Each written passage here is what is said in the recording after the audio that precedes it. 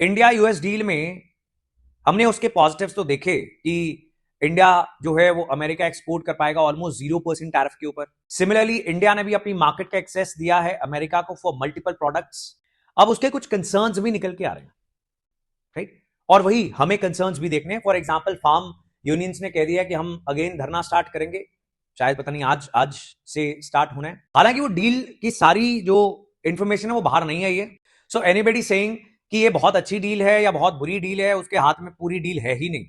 वो अपनी अपनी बायसेस के आधार पर ही आज प्रोटेस्ट वगैरह कर रहे हैं। लेकिन अगेन सिविल सर्विसेज के लिए जब हम पॉजिटिव्स लिख रहे हैं तो हमारे पास नेगेटिव्स भी हमेशा होने चाहिए। तो कुछ कंसर्न्स तो रहेंगे कि जो इंडियन फार्मर है, जो सेम क्रॉप्स ग्रो कर रहा है जो अमेरिका से इंपोर्ट हो सकती हैं, क्या वो कंपटीशन का सामना कर पाएगा या नहीं कर पाएगा, ये सबसे बड़ा सवाल है। इंडिया के automobile sectors, for example Harley Davidson, जिसके ऊपर 100% से भी ज्यादा का टैक्स था, और अगर मान लो कोई 6 लाख रुपए का बाइक खरीद रहा था, अब वो 3 लाख रुपए का हो जाएगा।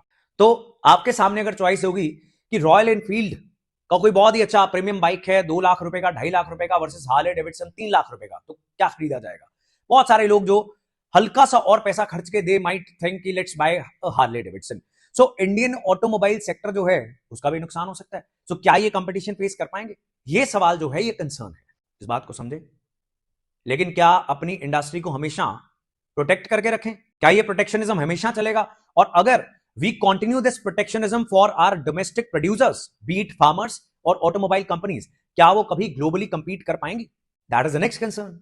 सो जब आप ग्लोबलाइज्ड दुनिया के अंदर वेंचर कर रहे हो तो आपको प्रोटेक्शनिज्म, जब कोई भी सेक्टर में नई इंडस्ट्री आ रही है, फॉर एग्जांपल आज इलेक्ट्रिक व्हीकल्स बनाने वाले कुछ अगर कंपनीज हैं, उनको आप प्रोटेक्ट करो, 5 साल के लिए करो, 10 साल के लिए करो, हमेशा के लिए मत करो। Now we have legacy brands. TVS कितना पुराना है, Hero MotoCorp, why do they need protection even today?